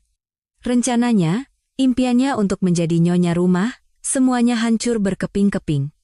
Video belum berakhir. Bagian terakhir dan yang paling mematikan mulai ditayangkan. Bukti-bukti keuangan. Laporan transaksi bank yang menunjukkan penarikan 800 juta, kontrak startup fiktif, dan puncaknya adalah laporan rekening bersama rahasia Baskara dan Mawar senilai 2,5 miliar. Narasi yang tegas dan dingin bergema. Mereka tidak berhenti dengan merebut suami saya. Mereka mencoba mencuri seluruh harta saya, darah dan keringat saya. Mereka membangun kebahagiaan mereka di atas kebohongan dan pengkhianatan. Tapi, Bapak dan Ibu sekalian, setiap drama pasti ada saatnya untuk ditutup. Video berakhir dan layar menjadi gelap, tetapi tidak ada yang bertepuk tangan. Ruangan itu diliputi keheningan yang berat, hanya terdengar isak tangis Mawar dan napas kasar Baskara. Drama mereka telah berakhir. Tapi penghakiman baru saja dimulai. Aku perlahan berjalan dari sudut ruangan menuju panggung. Saat sorotan lampu menyorotku, semua mata tertuju padaku. Aku bukan lagi korban yang malang. Sekarang, di mata mereka, aku adalah wanita kuat yang dengan berani bangkit untuk menuntut keadilan. Aku mengambil mikrofon dari tangan Baskara yang masih terpaku. Aku menyapu pandanganku ke seluruh ruangan, menatap orang tuaku, Sentanu, dan terakhir, dua pendosa di depanku. Aku tahu babak terakhir dramaku masih tersisa, dan babak terakhir itu akan lebih dramatis dan mengejutkan. Para tamu menahan napas, menunggu apa yang akan kulakukan selanjutnya. Aku tidak terburu-buru. Aku membiarkan keheningan dan ketegangan menyebar, membiarkan Baskara, Mawar, dan ibu mertuaku merasakan setiap detik dari momen penghinaan mereka. Ketika kurasa sudah cukup, aku membuka mulut. Suaraku tidak keras, tetapi terdengar jelas dan tegas di seluruh ruangan, Bapak dan Ibu sekalian. Apa yang baru saja Anda saksikan hanyalah sebagian dari kebenaran. Para tamu kembali berbisik. Sebagian? Apakah ada hal yang lebih buruk dari ini? Baskara dan Mawar menatapku dengan mata ketakutan. Mereka bahkan tidak bisa menebak kartu apa yang belum kukeluarkan. Aku tersenyum dingin. Mas Baskara, kamu bilang kamu berterima kasih karena aku telah menjadi penopangmu yang kokoh, kan? Benar. Aku adalah penopang yang sangat kokoh. Saking kokohnya, kamu bisa dengan tenang membangun rumah barumu dengan uangku, uang keluarga kita. Aku berbalik ke arah barisan depan tempat mitra bisnis Baskara duduk. Anda semua yang ada di sini adalah pengusaha sukses. Anda tahu betul nilai uang dan betapa pentingnya kepercayaan dalam bisnis. Lalu, bagaimana pendapat Anda tentang seorang manajer keuangan yang diam-diam menggelapkan aset keluarganya untuk berinvestasi pada selingkuhannya? Apakah orang seperti itu bisa menjadi mitra yang dapat dipercaya dan diajak bekerja sama dalam jangka panjang? Para tamu kembali terkejut. Ibu mertuaku mengangkat kepalanya. Matanya penuh dengan kengerian. Mungkin itu adalah fakta yang sama sekali tidak ia ketahui. Tapi bukan itu saja. Aku berbalik ke arah Mawar yang masih menangis. Mbak Mawar, kamu selalu iri padaku, selalu berpikir aku mendapatkan segalanya dengan mudah, kan? Benar. Aku beruntung lahir di lingkungan yang baik. Tapi apa kamu tahu betapa kerasnya orang tuaku bekerja hingga hari ini? Kamu merebut suamiku, itu bisa kuanggap karena aku bukan orang yang cukup baik untuk mempertahankannya. Tapi kamu bersekongkol dengannya untuk menipu dan merampas harta keluargaku. Itu bukan lagi masalah perasaan. Itu adalah kejahatan. Mengerti? Mawar mengangkat kepalanya dengan cepat dan berteriak seperti orang gila. Bohong. Aku tidak menipu. Itu uang yang Mas Baskara investasikan padaku secara sukarela. Sukarela? Aku mencibir. Mencairkan tabungan pendidikan putrinya sendiri untuk diberikan kepada selingkuhannya? Itu sukarela? Bersekongkol dengan ibunya untuk merencanakan pengusiran istrinya setelah melahirkan, itu sukarela? Itu bukan sukarela, itu namanya menjual nurani. Dan ibu, panggilku dengan suara yang tidak lagi mengandung sedikit pun rasa hormat. Ibu selalu menyalahkanku karena tidak bisa melahirkan anak laki-laki. Apa ibu tahu bahwa saat melahirkan Hana, saya hampir mati di meja operasi? Bahwa dokter mengatakan saya tidak akan bisa punya anak lagi? Apa ibu tahu? Saya diam. Saya sabar. Bukan karena saya takut pada ibu, tapi karena saya menghormati ibu, karena ibu adalah ibu dari suami saya. Saya berharap suatu saat ibu akan menghargai pengorbanan saya. Tapi saya salah. Ibu hanya menganggap saya sebagai mesin penghasil anak laki-laki, sebagai alat untuk memuaskan keegoisan dan keserakahan ibu. Ibu tidak pantas menjadi seorang ibu, tidak pantas menjadi seorang nenek. Kata-kataku bagaikan vonis terakhir yang benar-benar menghancurkan wanita kejam itu. Dia duduk tak bergerak dengan mata kosong. Harga dirinya, kebanggaannya, telah kuinjak-injak tanpa ampun. Monologku berakhir dengan perasaan lega yang luar biasa, seolah beban berat terangkat dari dadaku. Aku hendak meletakkan mikrofon dan berbalik. Tapi tepat pada saat itu, suara rendah dan tegas bergema dari belakang ruangan. Tunggu. Drama ini belum selesai. Itu Sentanu. Dia berjalan melewati kerumunan yang terbelah, naik ke atas panggung, dan tanpa sepatah kata pun, melayangkan tinju keras ke wajah Baskara. Boh! Baskara terpelanting ke lantai, darah mengalir dari sudut bibirnya. Dasar pengecut! Kau tidak hanya mencuri istriku, kau juga seorang penipu, teriaknya, lalu berbalik ke arah semua orang sambil mengangkat setumpuk dokumen. Ini adalah bukti bahwa wanita ini memalsukan tanda tangan saya untuk mencairkan dana perwalian putra kami. Uang yang seharusnya untuk masa depannya, ia gunakan untuk membeli apartemen mewah ini dan memasukkan nama bajingan ini sebagai pemilik bersama. Tinjuan dan pengungkapan Sentanu menjadi pemicu ledakan yang sesungguhnya. Pesta yang tadinya mewah dalam sekejap berubah menjadi kacau balau. Para tamu dan mitra bisnis yang tadinya terpaku mulai bereaksi. Beberapa dari mereka mengeluarkan ponsel dan mulai merekam, seolah tidak ingin ketinggalan satu adegan pun dari drama murahan yang menarik ini. Beberapa yang lain tidak lagi menyembunyikan tatapan cemooh dan hinaan mereka kepada Baskara dan Mawar. Salah satu mitra bisnis Baskara yang paling senior dan dihormati bangkit. Dia menatap Baskara yang masih tergeletak dengan tatapan dingin dan berkata, "Baskara, mulai besok, jangan datang ke kantor lagi. Anggap saja kerjasama kita selesai." Dia menyelesaikan kalimatnya dan pergi tanpa menoleh ke belakang. Tindakannya memicu efek domino. Mitra-mitra lain juga satu persatu bangkit dan meninggalkan pesta. Kepergian mereka adalah deklarasi yang lebih kuat dari kata-kata apapun. Karier yang susah payah dibangun Baskara, koneksi yang ia banggakan, semuanya menjadi abu dalam hitungan menit. Baskara terduduk di lantai, memegangi pipinya yang bengkak, menatap kosong ke punggung-punggung yang menjauh. Dia kehilangan kekuatan untuk bangkit, kehilangan kata-kata untuk membela diri. Dia telah kehilangan segalanya. Mawar benar-benar hancur mendengar pengungkapan suaminya. Dia tidak lagi menangis, hanya gemetar sambil menggumamkan kata-kata tak berarti. Tidak, aku tidak menipu. Tapi tidak ada lagi yang mendengarkan kata-katanya.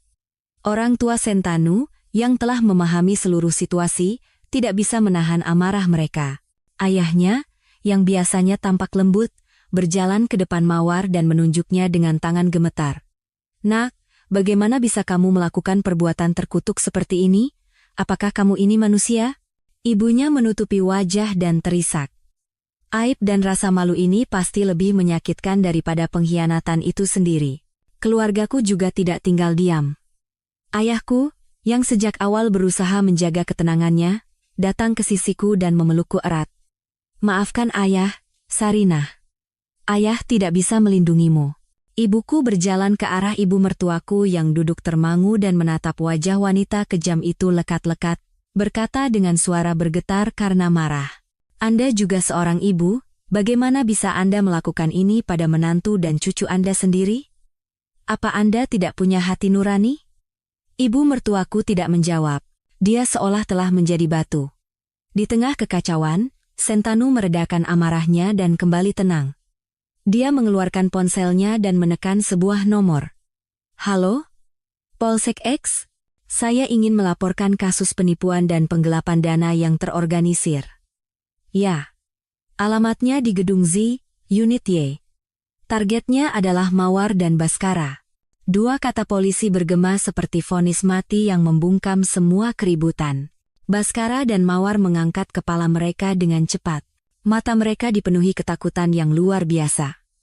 Mereka bisa menanggung penghinaan dan kehilangan harta, tetapi tidak bisa menanggung hukuman hukum, penjara.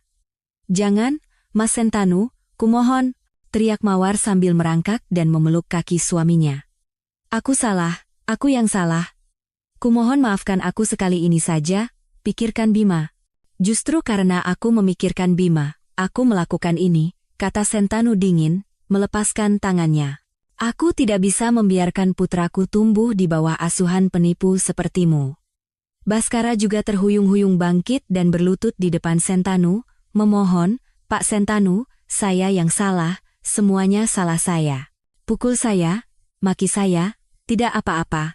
Tapi tolong jangan panggil polisi, hidup saya akan berakhir jika saya masuk penjara." "Hidupmu, kaulah yang mengakhirinya," jawab Sentanu dengan mata tanpa belas kasihan. Sekitar 15 menit kemudian, polisi tiba. Mereka dengan cepat mengendalikan situasi dan mulai mengambil keterangan dari pihak-pihak terkait.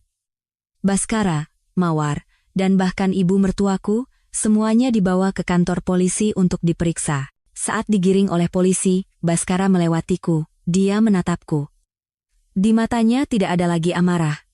Hanya ada kekosongan dan pertanyaan bisu. Mengapa? Aku tidak menjawab, hanya berbalik dalam diam. Jawaban itu harus ia cari sendiri dalam waktu yang panjang dan lama yang akan datang. Pesta syukuran yang mewah berakhir dengan cara yang tidak bisa lebih tragis lagi. Apartemen mewah itu kini kosong dan dingin, hanya para staf catering yang diam-diam membersihkan sisa-sisa kekacauan. Para tamu juga telah pulang, membawa cerita yang tidak akan pernah mereka lupakan seumur hidup. Aku berdiri di tengah puing-puing kebahagiaan palsu. Alih-alih merasa puas, yang kurasakan adalah kelelahan yang tak berkesudahan. Perang telah berakhir. Aku menang. Tapi itu adalah kemenangan yang diwarnai air mata. Aku telah mengorbankan terlalu banyak, menanggung terlalu banyak. Tapi akhirnya, keadilan telah ditegakkan. Aku menoleh ke arah pria yang telah menemaniku melewati badai ini, Sentanu. Dia juga menatapku. Tanpa kata, kami hanya saling mengangguk ringan. Kami telah kehilangan banyak hal, tetapi kami telah merebut kembali kebenaran dan kehormatan. Dan mungkin, di atas puing-puing ini, kehidupan baru, masa depan baru, akan dimulai kembali.